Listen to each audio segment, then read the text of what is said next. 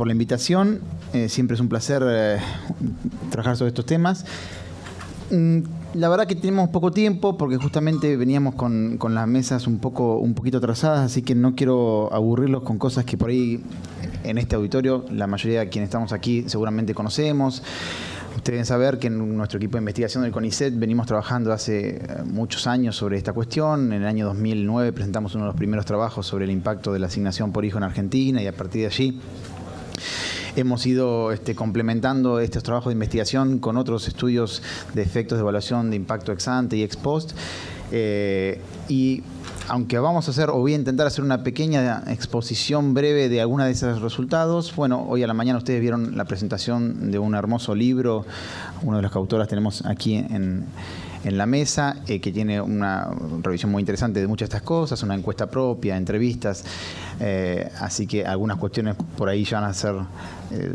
superfluas enunciarlas nuevamente, pero sí quería complementar, y no estaba un poco previsto en la presentación, estos resultados que ya hemos alcanzado con una especie de anticipo de unas investigaciones que estamos desarrollando que están relacionadas con este tema, aunque desde una perspectiva distinta, sobre todo no tanto con la evaluación de impacto, sino digamos, a partir de las evaluaciones de impacto previas y con las metodologías que hemos podido implementar. Hemos identificado unos pequeños problemas y entonces es interesante poder discutir de las cosas que se hicieron muy bien y que son muchas, y las cosas que quedan todavía para mejorar en la mayoría en estos programas que son de la parte más relevante de lo que tiene que ver con la inversión en seguridad social en Argentina. Bueno, dicho esto y un poco presentado algunos de los trabajos que estamos viendo, primero quería hacer una breve disquisición acerca de una cuestión que tiene que ver con la seguridad social en Argentina, en América Latina también, pero que tiene que ver un poco con entender el porqué de algunas dimensiones de la seguridad social en Argentina en el marco del conjunto de políticas sociales, económicas y educativas. Nosotros ya tuvimos una presentación en el CONICET respecto a una discusión entre alcance y profundidad de lo que tiene que ver con la inversión en ciencia y tecnología, y una discusión interesante porque teníamos que récord histórico en Argentina en cantidad de becarios, de investigadores, en inversión en actividades de ciencia y tecnología, en porcentaje de gasto en el sector público en ciencia y tecnología respecto al PBI, un montón de indicadores de input de nuestra corporación, a veces nos sentimos una corporación de científicos, y después veíamos los resultados, el output de eso, y la verdad es que aunque ha acompañado y hoy tenemos más publicaciones y más patentes, etcétera, cuando hacemos los ratios más tradicionales respecto de patentes por investigador, sobre todo patentes de residente, no de no residente, por investigador, por millón de pesos gastado, por cantidad de personal en ciencia y tecnología, encontramos una cosa llamativa, que tenemos quizás uno de los ratios más endebles de los últimos años en nuestra historia.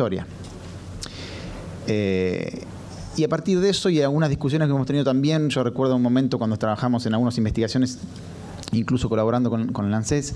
viendo el Plan Nacional de Discusión Previsional y algunas dinámicas posteriores de algunos jubilados que habían accedido a su jubilación por el Plan Nacional de Discusión Previsional y que sin embargo luego se incorporaban en el stock, digamos, de personas que hacían litigio contra el ANSES para que sea un recálculo de sus saberes iniciales, siendo que habían accedido a la jubilación por un plan que si no hubiese estado, no hubiesen tenido la posibilidad de acceder y tenían que haber esperado muchos años, en el mejor de los casos, para poder tener una jubilación. Es decir, hay una cuestión que también se ve en el plano deportivo, con la diferencia entre deporte de alta performance versus cantidad de alumnos en escuelas secundarias que hacen deportes, y también hay discusión importante dentro del seno de empleados públicos. Perdón, que voy a apagar.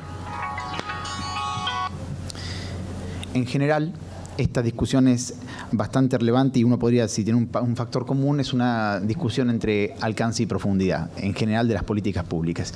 Y en el marco de esto de alcance y profundidad de las políticas públicas, el tema en particular de lo que tiene que ver con la seguridad social es como una isla distinta, digamos, porque no solamente, y vamos a ver, y ya lo han visto durante todo el resto del día y lo van a ver el resto de las exposiciones, no solamente ha sido un impacto muy relevante en cambio de la parte de cobertura, el alcance, que eso ya te lo conocen y los números lo ratifican. También un cambio de paradigma, de un esquema, digamos, como ven ahí, digamos, bismarckiano a un webericiano, y no voy a perder tiempo en esta discusión, pero tiene un paradigma por atrás distinto respecto a cómo es el acceso a estos derechos. Pero a diferencia de otros planos de políticas públicas, uno ve que este alcance mayor, bastante importante en muchas de las principales subsistemas del sistema de seguridad social, también fue acompañado a partir de distintas normativas y distintas decisiones de políticas públicas por una profundidad importante. De hecho, un aumento muy relevante, no solamente en el monto de las jubilaciones, sino también en los montos y en las actualizaciones, sobre todo de los distintos derechos que se fueron creando, sobre todo a partir de 2004. Digo, esto lo quería remarcar un poco, porque tiene que ver también con, como le decía hacia el final, con algunas de las líneas de investigación que estamos desarrollando complementariamente en el CONICET. Bueno, ustedes un poco tienen el cronograma de estas cosas y lo han visto un montón de veces, de todas las cosas que se fueron haciendo en políticas, en particular de protección social. La última tuvo que ver con la actualización del Progresar y con la reapertura del Plan Nacional de Inclusión Previsional y los más de 400.000 nuevos jubilados que se han incorporado al sistema, llegando a la cobertura récord de más cerca del 95%, si no me equivoco. Y para no rever cosas que ustedes ya vieron y ya conocen, quería ir con algunas cosas de las más novedosas, si me permiten. Tenemos poco tiempo, quería discutir sobre eso. Tema de asignación por hijo. Hay un trabajo, digamos, hasta ahora habíamos visto muchos estudios de investigaciones, y como esta es una mesa donde se va a tener énfasis en la cuestión metodológica, digamos, también es importante, digamos, hay un montón de trabajos de la OIT, del CONICET, de la Universidad Nacional de La Plata, de distintas universidades nacionales que han, en los últimos 4 o 5 años, examinado el impacto, ya sea esperado o ex post, de la asignación universal por hijo en materia educativa, en materia de salud, en impacto sobre ingresos y en ingresos sobre desigualdad, pobreza, indigencia, algunos de los cuales han sido de nuestra propia autoría. Hace poco hay un trabajo del Ministerio de Trabajo de Bustos y Villafañe muy interesante, que en verdad empieza a abrir un punto que estaba poco explorado, sobre todo en el rubro que tiene que ver con impacto sobre ingresos, tanto de la asignación universal por hijo como el Progresar, que es cómo, no como es el efecto esperado, digamos, en las microsimulaciones tradicionales de una política de este estilo sobre alguna de las indicadores de ingreso, tradicionalmente desigualdad o pobreza, sino como lo es efectivo, es decir, lo observado, con una peculiaridad importante. Ustedes saben que en la encuesta permanente de hogares, en el caso argentino, pero en verdad en casi todas las encuestas de hogares en América Latina, no solamente tienen un factor común tradicional en todas las encuestas de hogares, que es la subdeclaración de ingresos, sino que una cosa particularmente más importante, que por el diseño particular, que está hecho para medir otra cosa, tiene una subidentificación importante, muy relevante en la cantidad de perceptores de asistencia y derechos del Estado. No quiero entrar en detalles, pero ustedes saben, los que manejan habitualmente la encuesta de hogares, que una variable llama B5M, que un poco que conjuga todas las distintas ayudas que tiene la población respecto del Estado, y cuando uno ve en esa variable los detalles, se encuentra que si quiere identificar quiénes están cobrando cada cosa con algún algoritmo que pueda hacerlo de manera más o menos precisa, siempre tiene entre una subidentificación de beneficiarios, de titulares de derecho, de más del 50%. Bueno, Bustos y Villafañe un poco aplicaron esta corrección, hicieron algunos estudios ex post muy interesantes. Y a partir de allí, bueno, ahí mostramos una tabla de ellos respecto a cómo, cuando uno hace estas correcciones, cambia el impacto de la asignación por hijo en, por ejemplo, tasas de escolaridad o tasas de actividad en distintos grupos urbanos. Acá, paréntesis, interesante este trabajo, porque recuerdan ustedes que hasta ese entonces había algunos estudios, sobre todo algunos de la Universidad Nacional de La Plata, que habían planteado que, si bien tenía efectos muy buenos la asignación por hijo sobre la indigencia y la desigualdad, había afectado negativamente a uno podría decirlo, el mundo del trabajo en términos generales, y más particularmente al deseo de la población de trabajar. No es extraño, la Universidad de Plata suele tener una perspectiva así respecto de los incentivos económicos y las decisiones estructurales respecto de la participación en el mercado de trabajo, pero el resultado me parecía llamativo. Entonces, interesante el trabajo de Bustos y Villafañe, que cuando uno corrige e identifica correctamente quiénes son los que están en condiciones y que están cobrando, declaren o no los ingresos con una metodología que después podemos discutir hacia el final, uno ve que los resultados cambian radicalmente y que uno tiene que, lejos de pasar eso, la UH no solamente tiene efectos positivos sobre la calidad de vida de la población, sino que realmente no modifica negativamente la participación o la adherencia laboral de los sectores populares. Ahora, y ha tenido, bueno, la parte de salud ustedes ya la conocen, pero quería mostrarle un poco estos resultados, son un poco complementarios de los que tienen Bustos y Villafañe. Y en otros, entre las muchas cosas nuevas que hicimos, decimos, bueno, ¿qué pasa si volvemos a identificar a estas personas que en verdad tienen todas las condiciones para cobrar la UH, pero la EPH dice que no están cobrando la asignación, y en verdad sabemos que la están cobrando porque sabemos por registros administrativos que hay X cantidad de personas, y la EPH expandido por el factor de ponderación dice que hay la mitad? ¿Cómo hacemos para asignarlo? Bueno, ahí después le explico un poco la metodología, pero asignamos y corregimos esas cosas con procesos de bootstrapping y de microsimulaciones adicionales, y encontramos, bueno, básicamente un poco lo que ven ahí en el gráfico, que si bien ya había sido importante el impacto general de la implementación de la asignación universal por hijo en términos distributivos, cuando uno utiliza los datos corregidos de manera apropiada para que la encuesta de hogares refleje a todos los beneficiarios, por supuesto, paréntesis, todos los beneficiarios en territorio urbano, porque la EPH, digamos, releva territorio urbano, así que de ninguna manera estamos sobreimputando población, digamos, beneficiarios que corresponderían, o titulares de derecho que corresponderían a la proporción de población rural. Pero incluso con esta pequeña fracción adicional de titulares de derecho no captados por la EPH incorporados en el análisis, digamos, el impacto distributivo, bueno, como ven ahí en las barras rojas, es realmente muy, muy importante. Aumenta 2 o 3 puntos porcentuales. Uno dice, bueno, 2 o 3 puntos porcentuales de cambio de la desigualdad, por ahí no parece mucho. Hay sociedades como, qué sé yo, en América Latina, como la uruguaya, que le lleva 10 o 15 años bajar 2 puntos de desigualdad de vuelta. 10 o 15 años.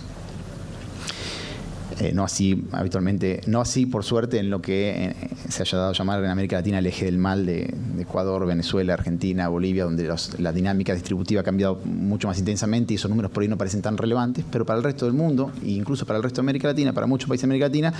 2 o 3 puntos porcentuales es una cosa enorme. Entonces, el primer resultado sí novedoso es que cuando uno corrige correctamente la identificación de perceptores de ingresos de AUH, bueno, el impacto distributivo es, como ven ahí, desde que se implementó en 2010 en adelante, bueno, muy, muy importante. No el esperado, sino el efectivamente observado. Y acá es una parte más conflictiva, porque nosotros no lo habíamos tratado, justamente porque hay una discusión que realmente no nos interesa abordar desde nuestro equipo de investigación, ahora por lo menos, porque no tenemos realmente ni los ingresos ni los tiempos para poder hacer un análisis en particular científico y preciso de cuál sería efectivamente para nosotros, con nuestras mediciones representativas y relevantes, una canasta básica alimentaria que hoy todavía no tenemos relevada por el INDEC. Supongo que será pronto, luego de las modificaciones que se están haciendo en la parte metodológica. Pero lo que vimos es que utilizando cualquiera de las canastas que distintos, algunas serían consultoras, otros son centros de investigación, universitarios, no universitarios, han dado en publicidad, lo que queríamos ver es cuál es el impacto en términos de puntos porcentuales de pobreza que implica la correcta identificación en la EPH de hogares perceptores de solamente de asignación universal por hijo. Por supuesto, estamos haciendo esto lo mismo exactamente para el progresar, usando el algoritmo que corresponde y aplicando estos datos para los distintos años y utilizando, como ustedes ven ahí, distintas canastas. En todo caso después se podrán discutir, pero lo que vemos es que con pequeñas modificaciones tenemos entre 1,9 y 2,5 puntos porcentuales adicionales de reducción de pobreza, de la que se calcula hoy en día con los datos de la EPH, si se tiene una correcta identificación de quiénes son los beneficiarios de la EPH. Es decir, a todo el impacto que se tenga por la medida de política económica que ya se ha hecho, nuestra postura es que hay que adicionarle un impacto adicional de 2,5 puntos si es que queremos tener en cuenta el verdadero efecto, entendiendo el verdadero efecto por aquel que involucra en el cómputo a todos los beneficiarios y no solamente a la mitad, que es lo que aproximadamente capta la encuesta permanente de hogares. Con el progresar, como habíamos visto al principio de la presentación, hicimos un estudio que publicamos en FEDesarrollo en Colombia y un poco habíamos visto también los impactos esperados para distintos grupos poblacionales. Primero la descripción de la población y cosas que ustedes ya conocen, porque realmente ha sido un programa muy importante. Ahora, ahí lo que queríamos ver, más allá de todos los indicadores de desigualdad y todas las cosas de impacto, lo paso rápido porque después se los dejo, ustedes ya lo conocen, los textos están disponibles. No creo que les interese estos puntos en el poco tiempo que tenemos, pero sí algunas cosas nuevas que hemos visto. ¿Qué cosas nuevas que hemos visto? Permítaseme. Hay una cuestión importante. Ustedes los que tuvieron tiempo de ver, y si no, igual la mayoría de los trabajos tenían la misma salvedad, es que cuando examinamos el impacto distributivo del progresar, era un impacto distributivo potencial esperado. Potencial esperado porque fue hecho en exactamente el mismo momento que se lanzaba el programa, y se planteaba el impacto distributivo en base a la cantidad de titulares de derecho esperados según su condición de calificación individual y familiar o no al programa. Ahora, el problema fue que la cantidad de calificados, de personas que calificaban para recibir el progresar en el momento que hicimos el cálculo, eran aproximadamente 1,5 millones de personas. 1,5 millones de titulares de derecho, que después, cuando se puso en práctica el programa, y con las modificaciones que se hicieron y las salvedades que podemos volver a discutir, se llegaron a una cantidad mucho menor, importante, pero mucho menor, de beneficiarios o titulares de derechos efectivos, motivos que justamente que también tienen que ver con el por qué hicimos el trabajo que ahora estamos desarrollando, más cualitativo, sobre cuestiones a modificar potenciales tanto en la UH como en el progresar. Y lo que hicimos es el cálculo nuevamente de cuánto es en verdad el efecto observado real en la encuesta de hogares, que no permite claramente identificar a quiénes son los que deciden progresar, haciendo bootstrapping y microsimulaciones a partir de una cantidad de personas que reciben potencialmente o que reciben el progresar, dentro de todos los que califican, que eso sí lo podemos saber de APH, pero lo que no podemos saber son quienes efectivamente califican y cobran el progresar, y para eso hicimos las microsimulaciones y bootstrapping. Y lo que vemos es que, bueno, nada, se reduce fuertemente, casi un tercio, el impacto observado respecto del real observado respecto del esperado en el momento que hicimos la estimación original, pero de cualquier manera, para las familias con jóvenes comprendidos en el programa, aún así, pese a esta reducción obvia, debido a que la cantidad de beneficiarios o titulares de derecho efectivos es menor que la que se esperaba en el primer momento, y después podemos discutir por qué es menor, pero igual son 8 puntos porcentuales de reducción de la desigualdad de un año para el otro. Digo, capaz que quienes no están muy acostumbrados a mirar cifras de desigualdad piensa que 8 puntos, que ¿por qué no fue 40 puntos o 30? Porque 8 puntos porcentuales parece poco. Repito, 8 puntos porcentuales es lo que, por ejemplo, Colombia tarda en reducir la desigualdad en 15 años. No 8%, 8 puntos porcentuales. Es decir, hay, sin política, ¿no? La dinámica macroeconómica propia de ciertos países de América Latina ha generado una reducción de la desigualdad bastante más lenta. Y las políticas públicas de ciertos países de América Latina han generado brutalmente, digamos, de un año para el otro, cambios muy significativos en ciertos grupos poblacionales. También fue el caso de Brasil, por supuesto, con el Bolsa Familia, Bolsa Escuela. Y lo que queríamos mostrar en este caso es que, haciendo incluso bien las cuentas, cambiando de impacto observado, de impacto esperado hacia impacto observado, incluso reduciendo el universo de beneficiarios para no sobreestimar los efectos de la medida en cuestión, uno puede tener una evaluación más precisa, pero no por ello deja de ser muy relevante. Por supuesto que para la población en su conjunto la reducción fue solamente, entre comillas, 2 puntos porcentuales, porque bueno, una parte de la población no recibe el programa, pero para el grupo objetivo significó una caída de desigualdad de un año para el otro brutal. Después veremos qué pasó con el aproximadamente 700.000 beneficiarios que califican a priori para el programa y sin embargo todavía no están obteniendo el beneficio. Y después otra cosa que queríamos investigar, que también tenía que ver con algunos estudios de grupos de investigación un poco más cercanos a las visiones más neoliberales de cómo se comportan los individuos frente a los incentivos económicos. Tenía que ver con esto bueno, ya habíamos visto los efectos esperados y observados en torno de la cuestión de participación en el mercado de trabajo. Queríamos ver la cuestión, la cuestión educativa. En la cuestión educativa queremos comparar los efectos que son obvios, digamos, uno para cobrar el progresar tiene que adherirse a alguno de los programas de continuidad educativa, ya sea universitario, secundario, de formación profesional, y queremos ver un poco los efectos sobre los 3 segmentos, y la verdad que lo que nos llamó bastante la atención, y que capaz que no resultaba esperado, pero era muy relevante cuando uno controla por todas las demás variables y identifica correctamente a todos los beneficiarios, no solamente a los que dice originalmente la EPH, encuentra que en verdad el efecto del progresar fue muchísimo es el doble, más importante en materia de adherencia educativa para quienes van a la universidad que para quienes, digamos, se le utilizan el programa para terminar el secundario. Lo cual, en verdad, digamos, nos puso contento que sea esa cuestión. Y puede haber muchas explicaciones que pueden ir para un lado para el otro, no tenemos tiempo de hacerlo, pero lo que sí es que encontramos un efecto bastante asimétrico en estas dos cosas que favorece mucho más a la terminalidad, más que a la terminalidad educativa, a la continuidad educativa de los jóvenes en el circuito universitario. Y como me quedan solamente 1 minuto y pico, quería terminar, bueno, acá tenemos en breve el análisis de la protección social en América Latina del colega de la CEPAL, así que no quiero entrar con los detalles de algunos números que ustedes van a ver seguramente mejor allí. Sí, comentándole en 1 minuto lo que estamos complementando nuestra investigación. Tanto, digamos, los efectos distributivos, los efectos sobre calidad de vida, sobre el nivel de bienestar, sobre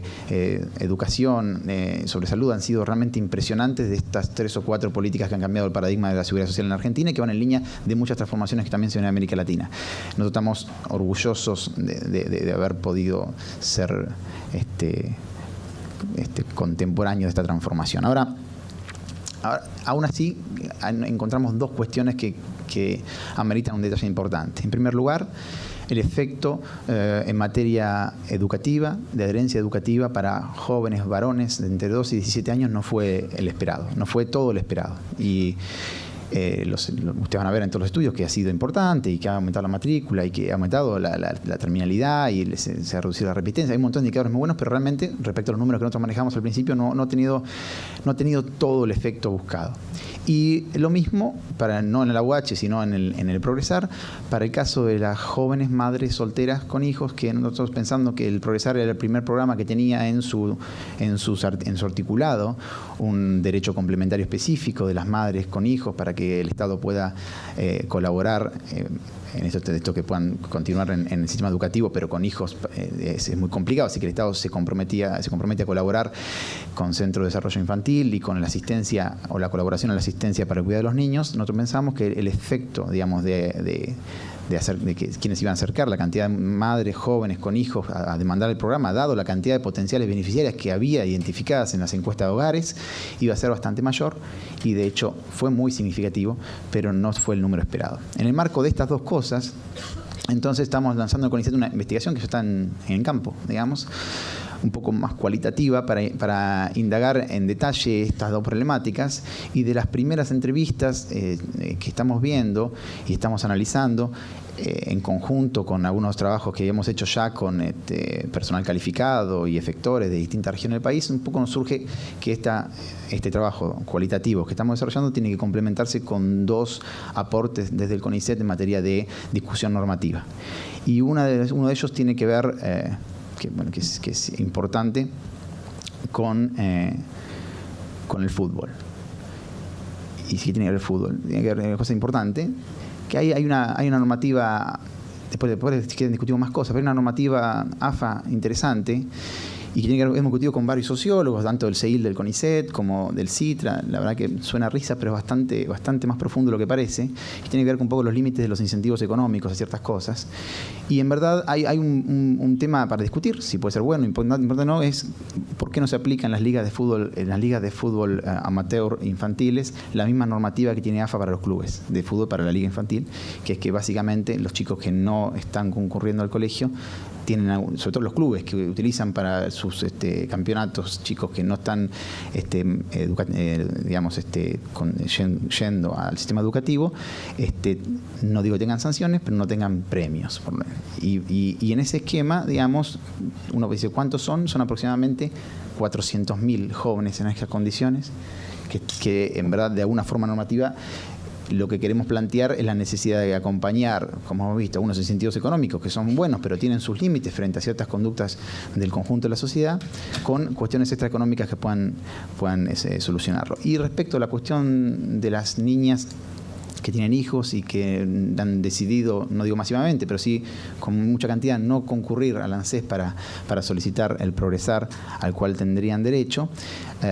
Ahí también lo que queremos ver es un poco la discusión respecto a la complementación con un programa parecido al que teníamos en Francia, cuando los que tuvimos hijos en Francia, que es complementar el tema del Centro de Desarrollo Infantil y toda esa cuestión con el programa de madres cuidadoras, una cuestión distinta que tiene que ver con subsidios específicos para que el problema de la movilidad geográfica no sea una cuestión. Bueno, esto por ahí parece más superficial, en la letra después en las investigaciones son más interesantes y tiene algunos estudios que lo respaldan, pero lo que queríamos plantear es cómo incorporar algunas cuestiones no monetarias más fuertes y más importantes en las cuestiones normativas para que esto que habíamos visto en los números y estamos viendo ahora en el campo, en el trabajo cualitativo, no sea una restricción en el mediano plazo para que todo lo bueno que hemos logrado pueda profundizarse. Bueno, muchísimas gracias.